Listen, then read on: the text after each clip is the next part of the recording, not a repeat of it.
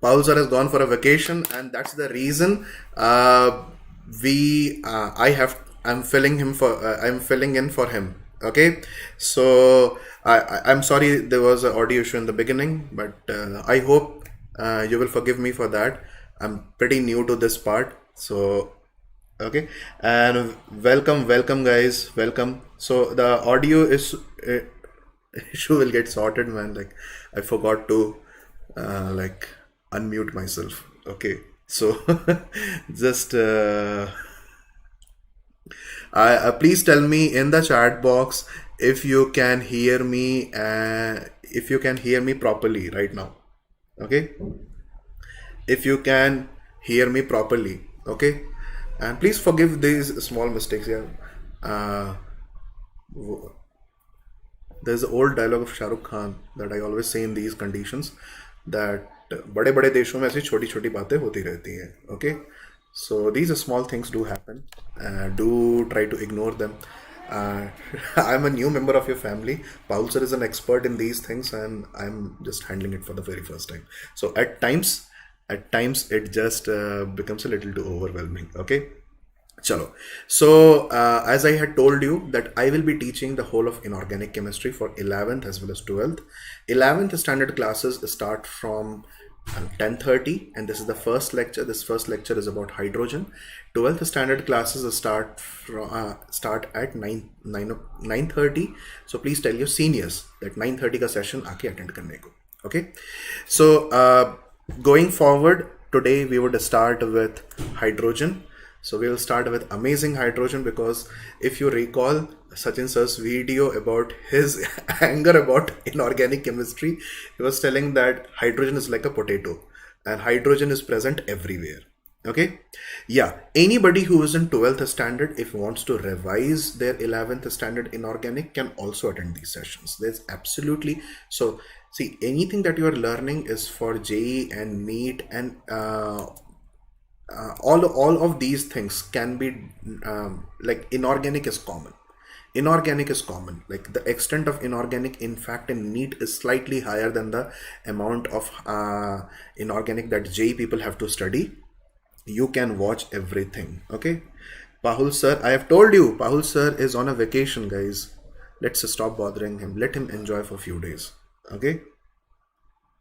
So classes are enough for advanced. I would not say that. For advanced, you have to watch the lectures, read books, solve questions. Do this every day, with every lecture, with every chapter. Only the lectures are not important. Everything you have to put efforts on your end. So let's say Sachin Tendulkar comes and starts teaching you guys how to play cricket. That will not be sufficient. You have to go on the field and apply his learning. So your field, when it comes to education, when it comes to learning, is problems, books. You read books, read NCERT, solve questions, and then you're good to go. Okay, I'll take the whole of inorganic chemistry, so don't worry about it. Okay, don't worry about it. I have just started, so let's go forward. Okay, let's go forward. Clear? So please tell me a yes if you are interested for this lecture. Please tell me a yes if you're interested for this lecture. We are going to have a good time. We are trying to learn about hydrogen, which is present so very profoundly when universe had started, when even older stars and all stars, there is hydrogen. The whole of universe has evolved from hydrogen. There was only hydrogen in the beginning, and now there are some new things which are formed due to fusion of hydrogen nuclei, and this has resulted in creation of, this has created elements, this has created molecules, this has created so many good beautiful compounds, this has created water, without which our planet would not have been able to sustain life. Why there is no life in any other part of the solar system? Because there is no water. Water was essential. And why water is present over here? Because we have hydrogen, we have oxygen. They combined with each other. So everywhere, you can everywhere hydrogen is important. More so, you do play with hydrogen. You can see hydrogen's applications in weather balloons. You can see hydrogen application in fusion reactors. You can see hydrogen's application in that hydrogen balloon which you buy at a fair, मेले में जो खरीदते हो. So these things are obtained like at a certain point of time.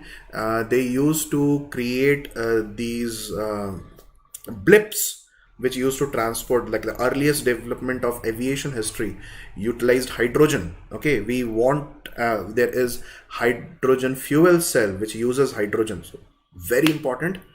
So let's start with hydrogen. So what is hydrogen? Hydrogen is an element. Most interesting fact about hydrogen is that hydrogen does not belong to a group. It's most important, and it likes to be independent. Like if you are the most valuable member of your team, okay, most valuable member in the society, mostly these people who are most valuable are extremely individualistic people. Like APJ Abdul Kalam, he did things which he liked. Lata Mangeshkar, they like to do things that they want. They are very okay, what is the they like to do things on their own, so they do not belong to any particular place. You cannot say that Dr. APJ Abdul Kalam since lives in Delhi, so he belongs to the North India, is from the southern part of the country. No, he belongs to the whole of the country. His soul lives forever. Mother Teresa belongs to the whole world. So they do not belong to people who are like revolutionary. So our hydrogen is as revolutionary as APJ Abdul Kalam and Dr. APJ Abdul Kalam and Mother Teresa. And so hydrogen is a revolutionary.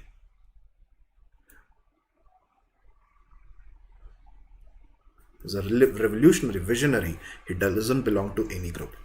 Okay? Doesn't belong to any group. It does things independently. It's most abundant.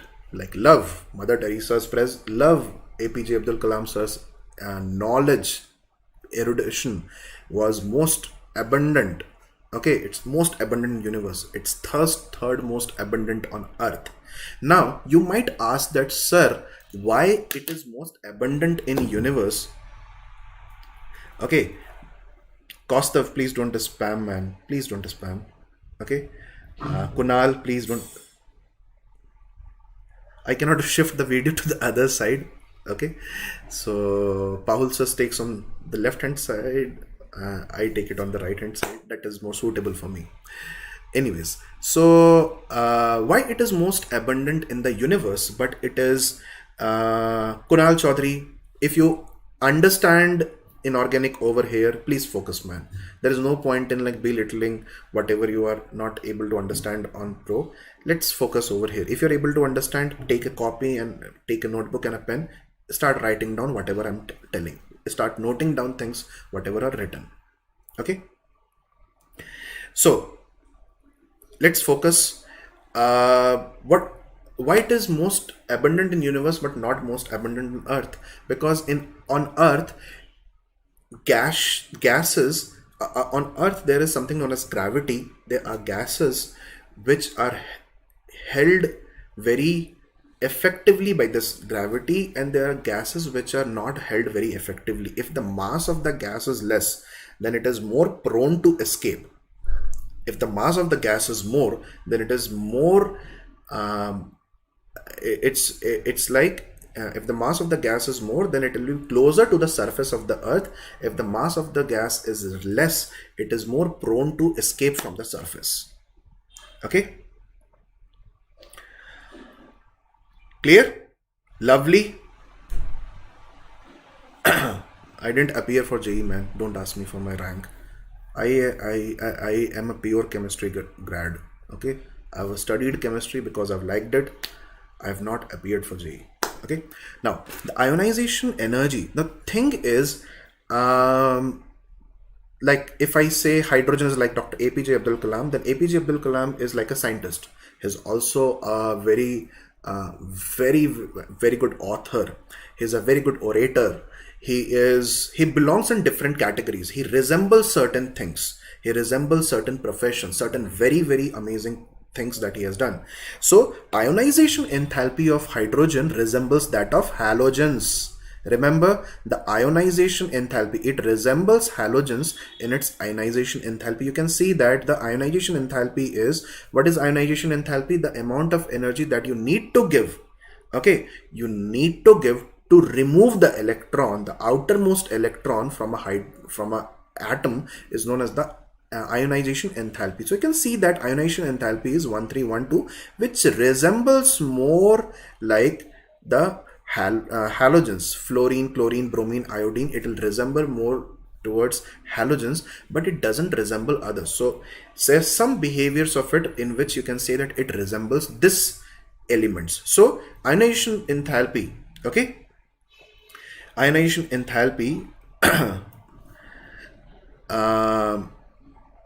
ionization enthalpy is very close to fluorine, so you can say that it resembles halogen. So 70% of the total mass of the universe is hydrogen, and also the Earth's atmosphere contains 0.15% of atmosphere. So can I say that hydrogen's symbol is this H11? So this is what the mass number, and this is what the atomic number. If I look at the mass number and the atomic number, is it possible to say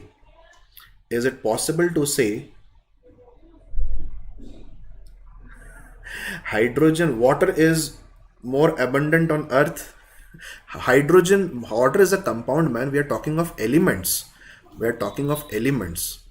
Okay, Z is equal to 1, A is equal to 1. So number of electrons is 1, number of protons is 1, and number of neutrons is 0. Okay, number of neutrons is 0. Yeah, you can attend the class. How did I go to NIT Rourkela? I'll talk about it some other time, but there is an entrance examination for master's course, so I went to NIT Rourkela to do my master's. Okay, just focus on the session, man. Just focus on the session. Chalo. Now, again, I told you all revolutionaries resemble some element, some few things. So APJ Abdul Kalam sir had resemblance to a good author. He has a resemblance to scientists, a scientific mind. He had resemblance to somebody who believes in simple living and high thinking. So there are certain resemblances to alkali metals, and hydrogen shows certain resemblances to halogens. So please do remember that your hydrogen atom, this hydrogen, it resembles alkali metals, and it also resembles halogens. Where are alkali metals present? Okay, where are alkali metals present? It is present in group 1, and halogens are present in group 17. Okay, alkali metals are present in group 1 and halogens are present in group 17, and because of that,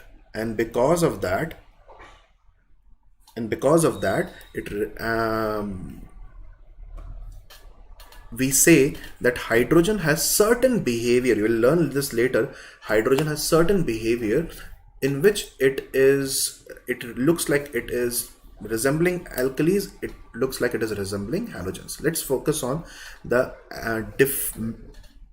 differences and resemblances with resemblances and differences of alkali metals.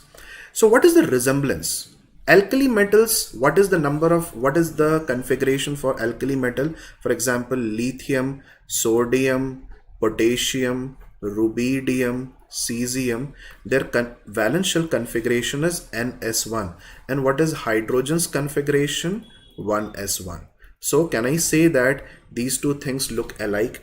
Okay, these two things look alike. Hydrogen has 1 electron in its outer shell, and even the alkali metals have 1 electron in its outer shell. Okay. Alkali metals have a strong tendency to lose electrons um, and to form unipositive cation. Which means every alkali metal will try to form a ion which will have 1 unit of positive charge on it. The same goes with hydrogen. Hydrogen will try to lose an electron to form 1 unit of positive charge, or to have a 1 unit of positive charge. Alkali metals will form sulfides, oxides, okay, fluorides. Similarly, hydrogen will also do that. Hydrogen will form H2S, hydrogen will form HF, hydrogen will form H2O. So aren't the formulas, don't the formulas look the same as the one that will be formed by alkali metals? Na2S, NaF, Na2O. Okay. Kiara, please don't spam, man. I will convey that you miss Pahul sir, but please don't spam. Okay, you are in a class. Please don't spam.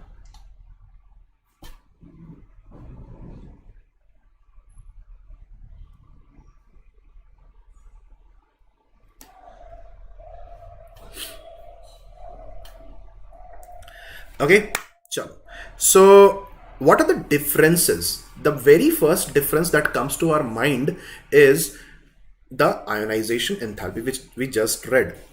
Even though there is one electron in the valence shell of hydrogen and alkali metal, the ionization enthalpy, tendency, the amount of energy that you need to remove electrons from alkali metals and hydrogen is different. Okay, this is the difference. So the difference is that the ionization energy of hydrogen is very high as compared to the alkali metals. Very different. It is as high as a halogen atom.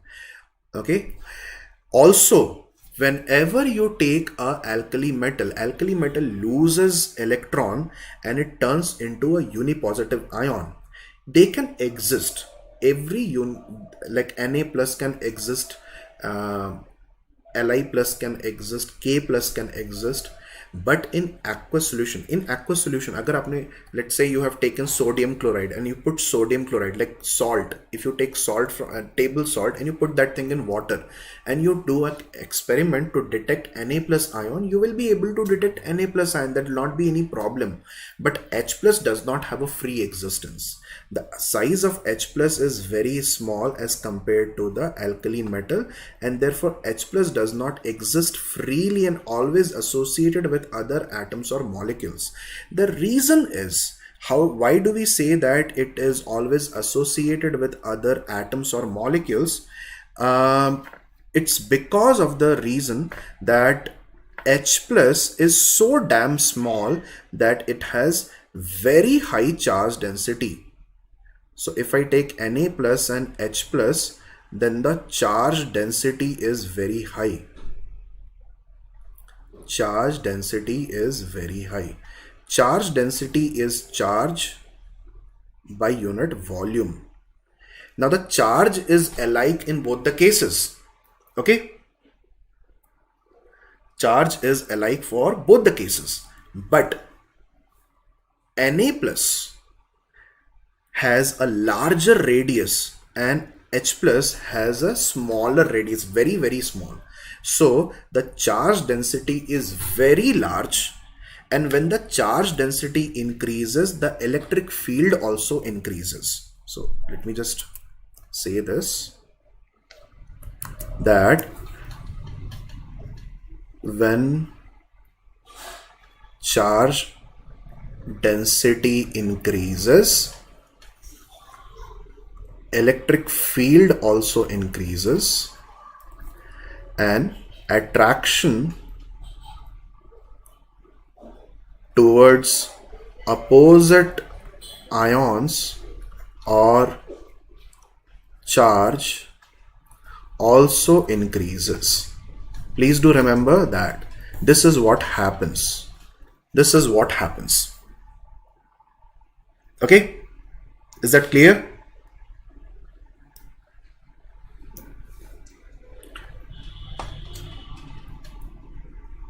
Understood? Now, if I look at what happens because of this, so imagine H plus and Na plus which are being added to water. If they are added to H2O, then what will happen? Can I say that Na plus will be attracted by water like this?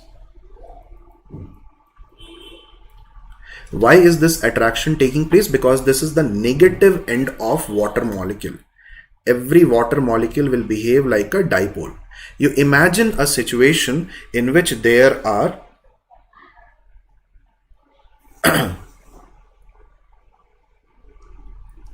okay, so you imagine the situation in which there are two actors who are on a street. Okay, there are two actors who are on a street. A actor like, let's say, Shah Rukh Khan, and there is an actor like Pankaj Tripathi. Okay, so certain actors have a very strong field that they create, and people will just flock to him. If Shah Rukh Khan and Pankaj Tripathi both are there on the street, it is quite possible that there will be more people around Shah Rukh Khan to take autographs and all, and it will be because of this, you will find Shah Rukh Khan to be always surrounded. He will be completely trapped, just like H plus is trapped in a shell of H2O molecules. And so the trap of H plus and water molecules is so strong that you will never ever have a free existence of H plus ion. Okay? Clear? It will never have a free existence of H plus ion. Is that understood? H plus never, therefore, does not exist freely because it is so small. It will be always surrounded by water molecules. It will never ever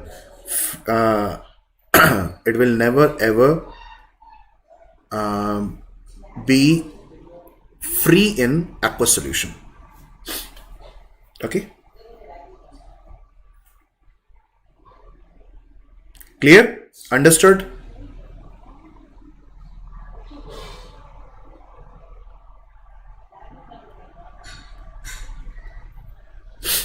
Okay, chalo. Let's move ahead. What is the resemblance and difference with halogen? So halogens, what is the valence shell configuration of halogen? If I take chlorine, if I take bromine, if I take iodine, if I take fluorine, all of these halogens, they have a valence shell configuration of ns2np5, because chlorine atomic number, like if I take chlorine's atomic number, it is 17.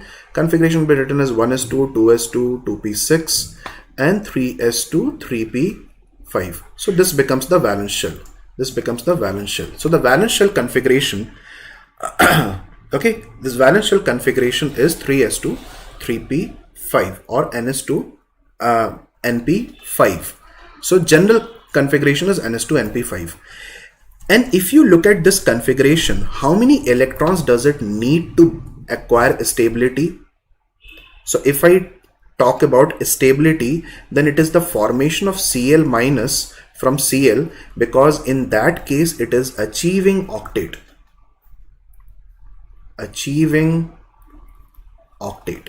So tell me something, how many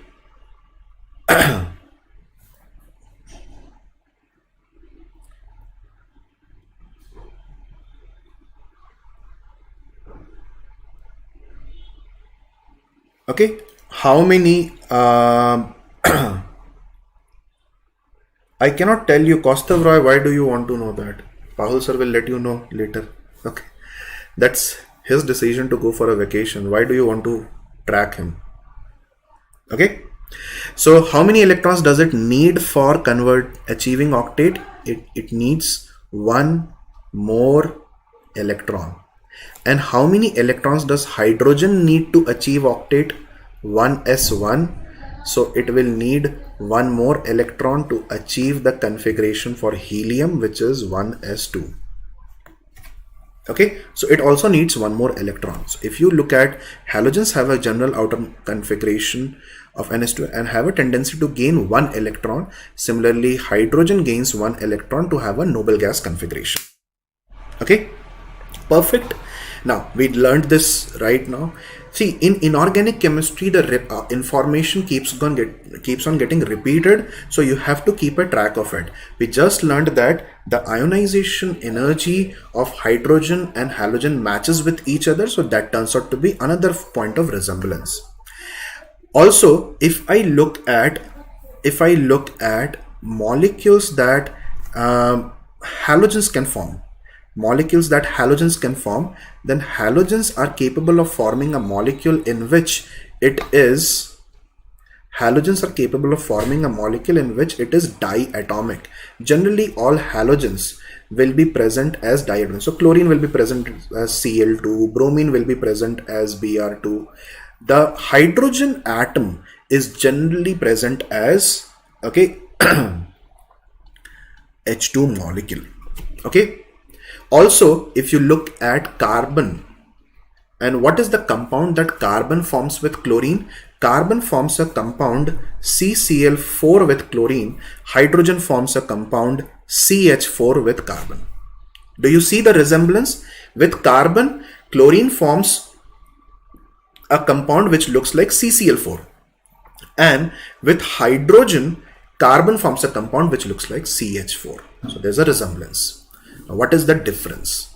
The difference is that halogens are recognized by their high reactivity. What is this high reactivity? Let me just write this over here. What is this high reactivity? This high reactivity is oxidizing nature. All of these halogens try to take one electron by hook or by crook.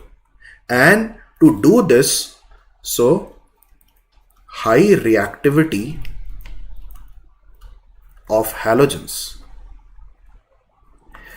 This is strong oxidizing nature. They try to take electrons. Okay, they try to take electrons from anywhere possible by hook or by crook.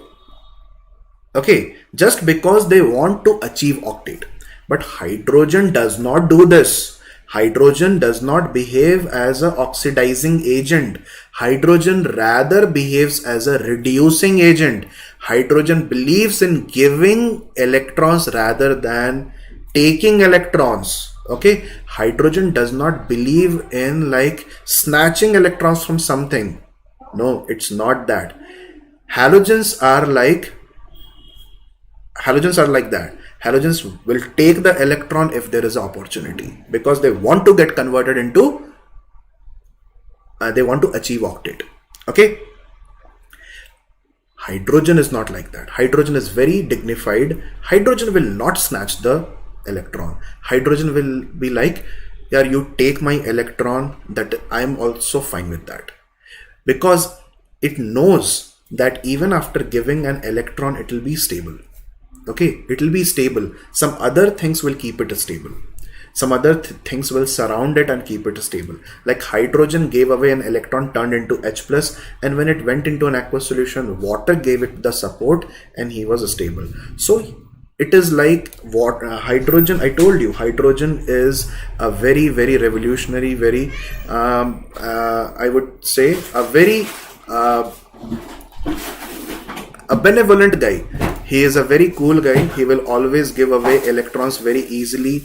And if he gives away electrons easily, it does not resemble halogens. Okay, it does not resemble halogens. Okay. Now, the electron affinity of hydrogen is less than that of halogens. Halogens have one of the highest electron affinity. What is electron affinity? Electron affinity is the amount of energy which is released when an electron is added. Okay, hydrogen has very low electron affinity. Okay, chalo. So my cat is here. As like Pahul sir, I also have cats in my home, and so she's here. It's not a she, it's a he, it's a baby. So he's here and just wants to sleep. Yes, exactly. Shahu Shinde, hydrogen is both electropositive and electronegative. If he comes close to me, I'll show you. Okay, he's a small baby, so if he comes close to me, I'll show you. I have both cats and dogs in my place, so this guy is making all the noise. Okay, I wish I could like. What is the weightage of this chapter in JEE Mains? You will get at least one question. So let's focus on the isotopes of hydrogen. What are the different isotopes of hydrogen? Hydrogen appears in three different isotopes: hydrogen, deuterium, and tritium. So it is represented as a protium, deuterium, tritium. Okay, if I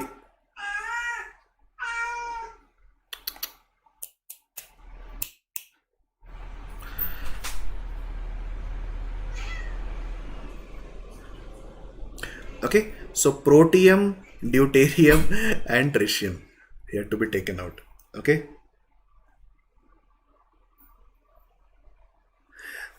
okay, and deuterium is 2,1D, tritium is 3,1T. Okay, the concentration of tritium is least in the among all the isotopes of hydrogen, and tritium is radioactive and it's a beta emitter. This information gets asked in JEE. This has gotten asked in JEE as well as NEET. Please do remember that tritium is a beta emitter. Tritium is a beta emitter. One of the first information that you get, which is relevant for competitions, is that it is a beta emitter. Okay. Also, which bond will be easier to break? Which bond will be easier to break? If I take hydrogen, then hydrogen bond is weaker compared to deuterium bond compared to tritium bond. So this is the order of bond strength. If this is the order of bond strength, then can I say that the bond which will be broken easily will give out atoms easily, and thus the molecule or thus the element will turn out to be more reactive. Okay.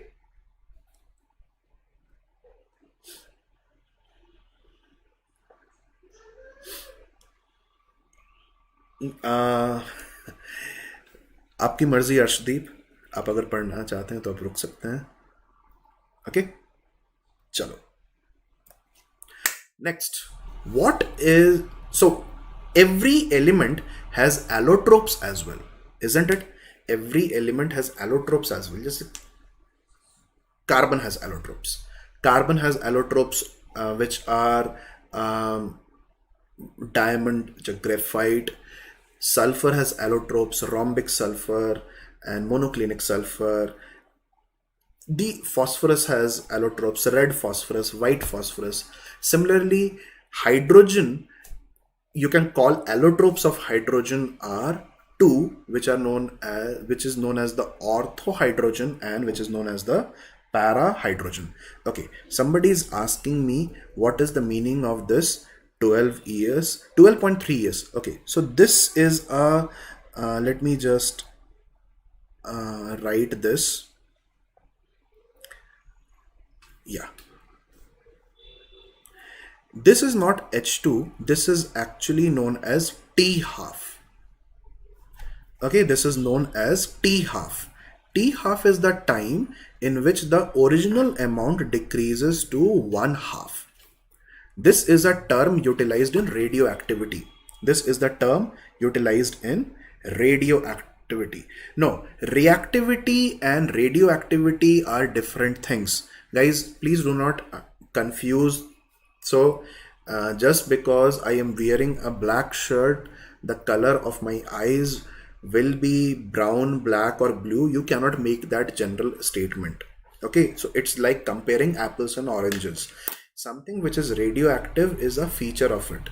Some reactivity is a different feature. That reactivity is dependent on how does it interact with the elements. This interaction will involve loss of electron. This interaction will involve availability of these species in abundance, so that reaction can take place in large quantities. So reactivity and radioactivity is not okay. Why? Very good question. First and foremost, reactivity and radioactivity are not alike. Okay, something which is radioactive does not mean it is more reactive. No, it is not.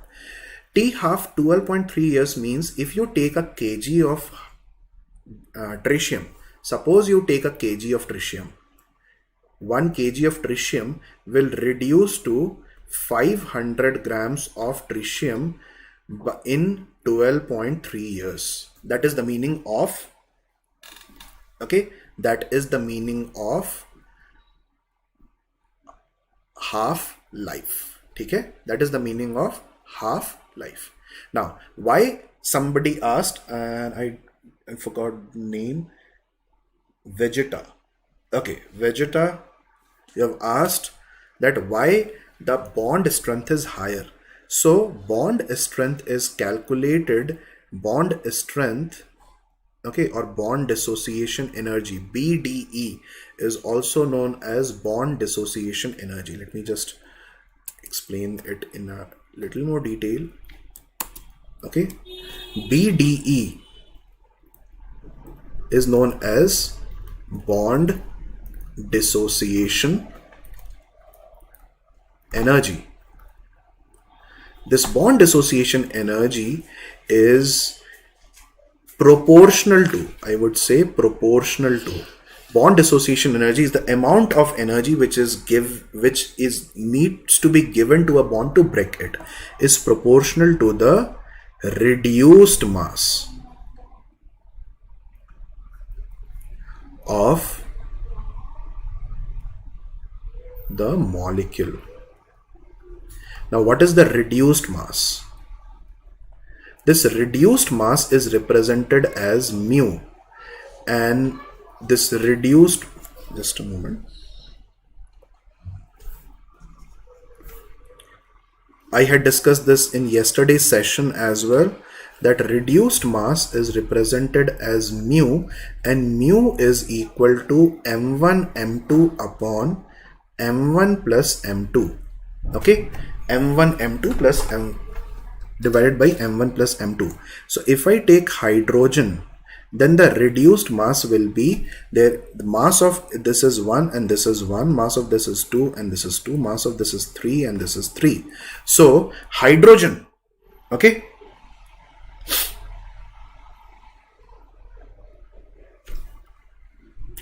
that we will discuss in radioactivity, why it becomes half. Okay, if I start teaching radioactivity over here, I'll never be able to finish hydrogen. So focus of the session is, so mu for hydrogen, can we say that it will be 1 upon 2? Mu for deuterium, so it will be 2 times 2, 4, 2 plus 2, 4, that is 1. Mu for tritium, that will be 3 times 3, 9 divided by 6. So 9 divided by 6, that is 1.5. So can you see that mu, okay, can you see that mu for tritium is the largest?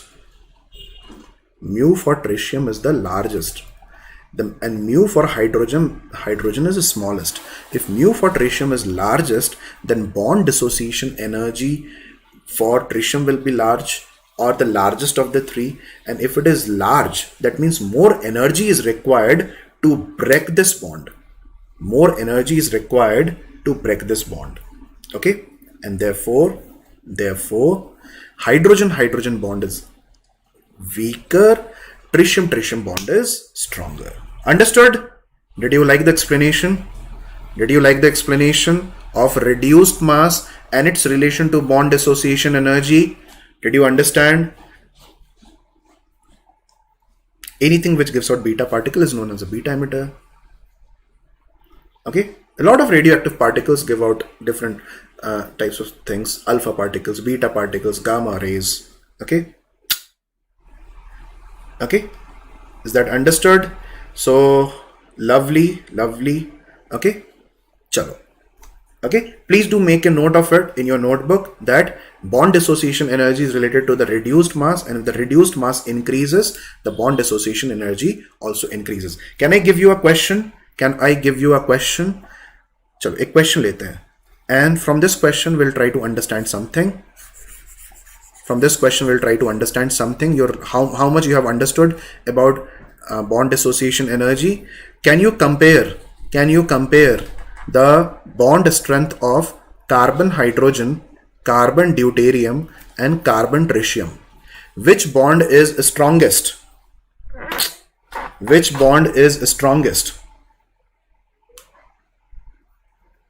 Can you please tell me which bond is strongest? Radioactive substances break naturally. Mu means, mu is a symbol. It's a Greek alphabet. It's a symbol. It's a symbol of reduced mass. Moment of inertia. You have studied moment of inertia. In that you use mu. That is the reduced mass of the system. Which is the strongest bond? Please tell me which is the strongest bond. Which will be the strongest bond? Guys, again, strongest bond will have highest bond dissociation energy. Highest bond dissociation energy will mean highest value of mu, that is the reduced mass of the system.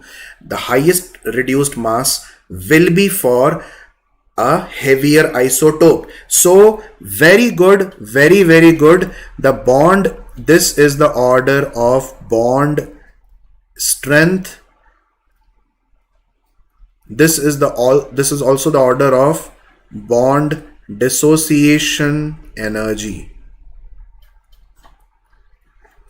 Okay, so it is easier for you to break a CH bond. It is difficult for you to break a CT bond. Okay, if it is easier for you to break a it is easier for you to break a CH bond. It is more difficult for you to break a CT bond. If you have understood this, please do hit the like button. If you have understood this. Chalo, let's move ahead. So ortho and para hydrogen can be called the two allotropes of hydrogen. These two allotropes means same entity but different arrangement. In this case, arrangement cannot be different. The only thing that is different is the spin of the nucleus. Okay, spin of the nucleus. If the spin of the nucleus, can you see this? This is the spin of the nucleus. This is the proton. So this is the nucleus. This is the nucleus. Okay, this is the nucleus.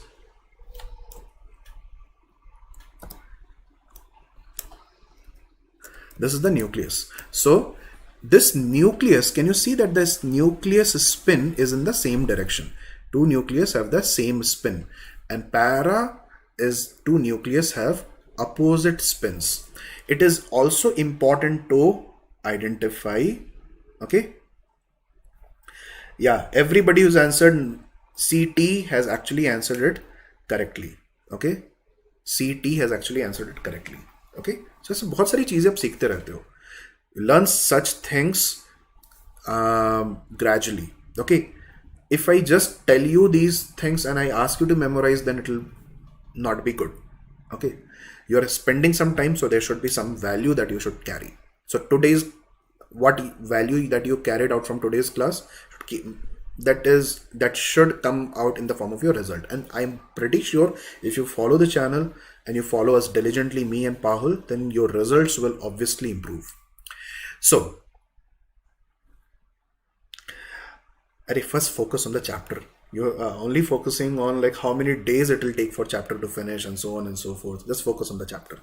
So if the nucleus spins in the same direction, it is the ortho form. If the nucleus spins in opposite directions, it is the para form. In fact, the ortho isomer is more abundant. Okay, can you see this? Can you see this? At at room temperature condition, we mostly bother ourselves with about the room temperature condition. We have more of ortho hydrogen at room temperature condition, and as the temperature decreases, the percentage of, okay, so percentage of para hydrogen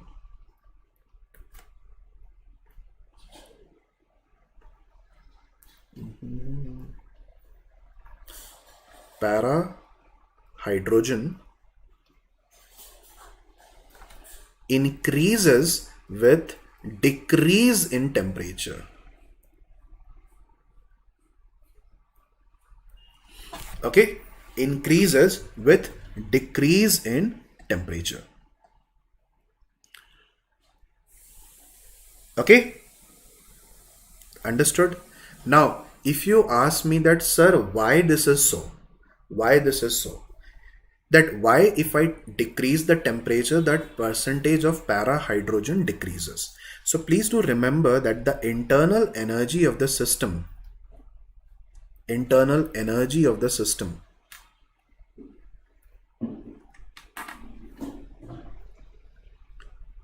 internal energy is a function of temperature, is a function of temperature.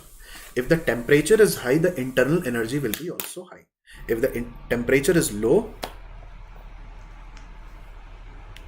nucleus doesn't remain static, nucleus also spins. Nucleus also spins. Siddharth, nucleus also spins. Okay, so the internal energy of the system is a function of temperature. As you increase the temperature, the internal energy will also increase. Now, if I look at ortho and para, then para has lower internal energy than ortho. So at a lower temperature, I will have lower internal energy, and if lower internal energy is present, then the concentration of that species which has lower internal energy will dominate. Is that clear? So if I take a temperature, if I take a lower temperature, that species will dominate which has a lower internal energy. Please do, I have seen past in NEET as well as in state level examinations in which they have asked differences between ortho and para, and they have always used one of the options as internal energy. Please do remember that as we lower the temperature, the concentration of para increases, and concentration of para increase because the internal energy of para is less. So less temperature favors those species which have less internal energy. Okay. Now, how do we prepare hydrogen? How do we prepare hydrogen? So there are various ways to prepare hydrogen. Various ways to prepare hydrogen. I would say that it is so easy to understand how hydrogen can be prepared is that you do not have to memorize things. You must have seen that sodium reacts with water. You put sodium in water and it catches fire. You put potassium in water, it catches fire. Isn't it? You have seen that thing or not? So you take, there are a lot of videos on YouTube as well that you take sodium and put that thing in water, it will catch fire. You put potassium and put that thing in water, it will explode because the reaction is so very exothermic. So very exothermic. Yes or no? Have you seen this?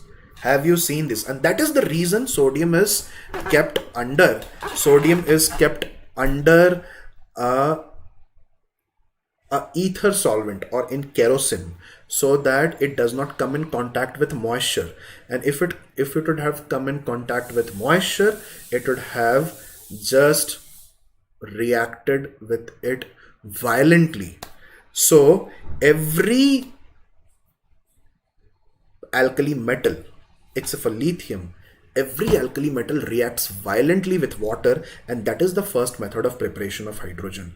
If you somehow control the process, okay, if you somehow control the rate of the process by introducing the metal slowly, or maybe just taking a slightly less reactive metal and allowing it to react under a controlled condition, then what you will get is hydrogen. So sodium will react with water to produce hydrogen gas. Calcium will react with water to produce hydrogen gas. This reaction will be shown by all the active metals of group 1 as well as group 2. Okay, group 1 and group 2.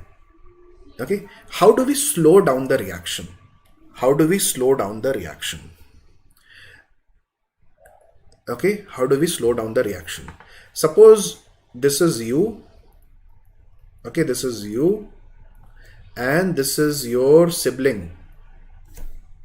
Okay, your brother or sister.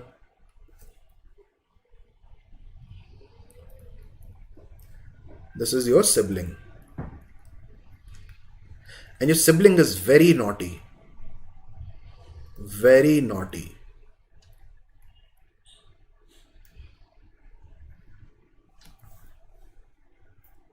Your sibling is very, very naughty. Maybe your brother or sister, or could be your cousin. It's very naughty. Very, very naughty. Okay? So wherever he goes, he creates a ruckus. He goes to a birthday party, he creates a ruckus, or she creates a ruckus, and they'll pick up from fights and all. So what your parents will tell you, that listen, the next time he goes outside, you are going with him. Okay, the next time he's going outside, you are going with him. Why you are being sent along with him? So that he will not be that very naughty. Okay, he will not be that very mischievous. He will not pick up fights. So your siblings' energy has reduced in presence of you. So you are somehow shielding your sibling from all sorts of mischief that he could carry out. Okay. So that is the way we shield a metal from undergoing a very violent reaction. We shield it by combining it with mercury. Metal amalgam is a alloy of metal in mercury.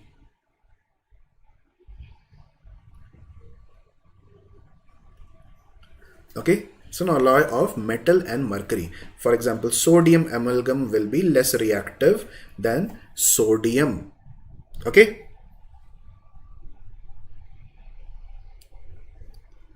Understood? Okay. Next, if I take less reactive metals like magnesium and zinc, then they will require a higher temperature. Even lesser reactive metals will require steam, because I need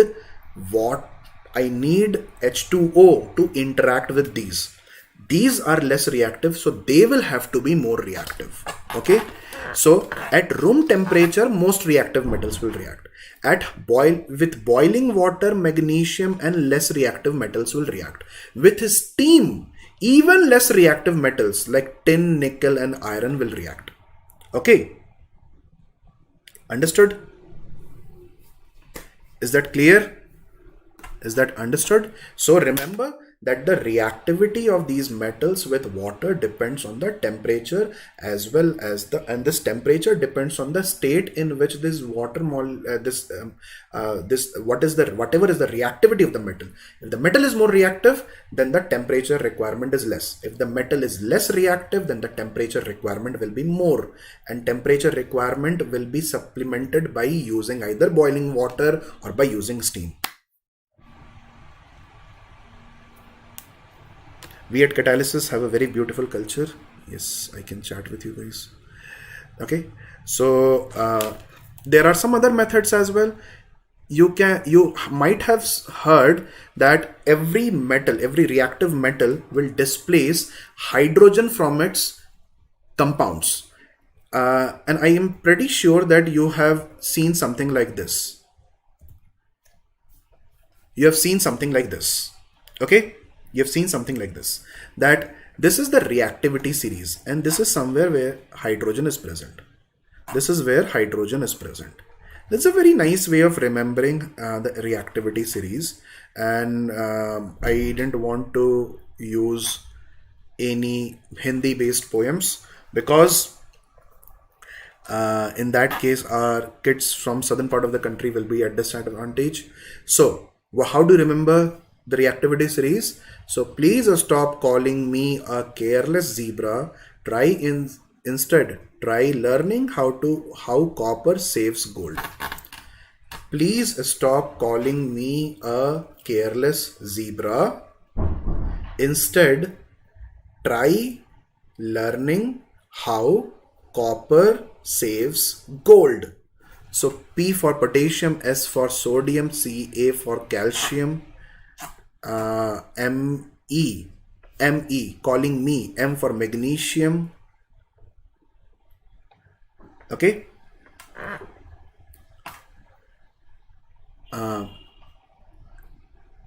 Z for zebra.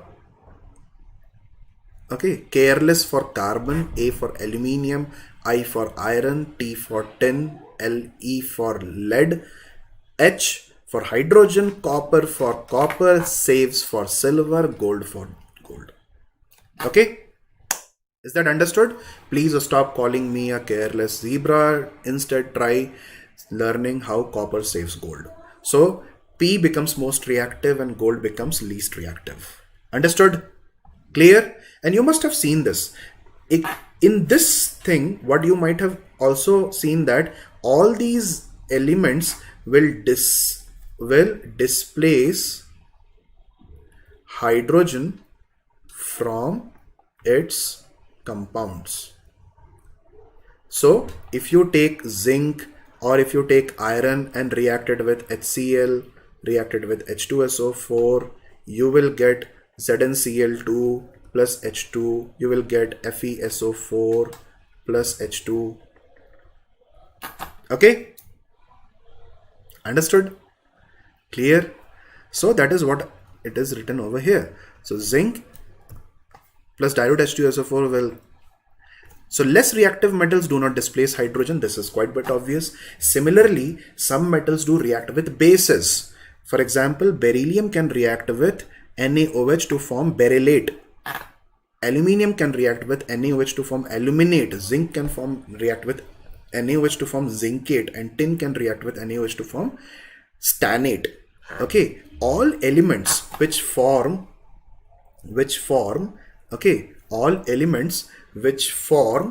amphoteric oxides will also react. All these metals will also react with NaOH. Beryllium forms amphoteric oxide, aluminium forms amphoteric oxide, zinc forms amphoteric oxide, tin forms amphoteric oxide. They will also react, these metals will also react with NaOH to form these salts and will liberate hydrogen. Okay? Clear? Understood? Okay, so we will end our class over here today. It's been amazing 1 hour with you guys, and we will again meet tomorrow and continue. So we have done the common methods of preparation of hydrogen. We have learned about its isotopes. We have learned about what are the isomers. Remember orthoisomer, para-isomer. We'll take some questions tomorrow. We have learned about what is its resemblance with alkali metals and how does it not resemble with them.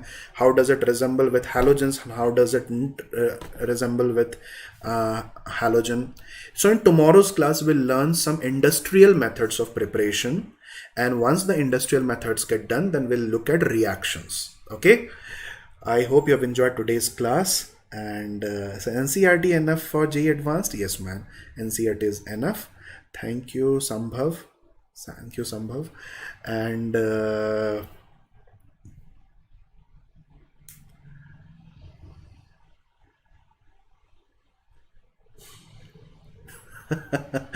Thank you, Harsh. Sir, how many days to complete this chapter, as I have my school exams on 21st? So it will take about 3 to 4 days to complete this chapter. 3 to 4 days to complete this chapter. Okay.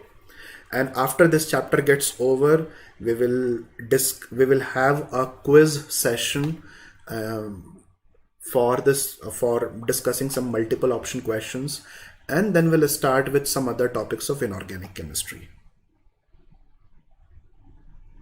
Yeah, I'll tell Pahul that you guys miss him a lot. Okay? Chalo. Do hit the like button, and please do like, share, and subscribe the channel. Please do tell your friends that the Catalysis channel has inorganic chemistry these days. We are having inorganic chemistry sessions only in the morning, 10:30 for 11th standard, 9:30 for 12th standard. Okay? Sir will be doing redox. If I am able to complete few things, then I'll be thank you. I'll tell him. Okay. Okay. Chalo. Pahul sir is on a vacation, guys. बंदे को जी लेने दो.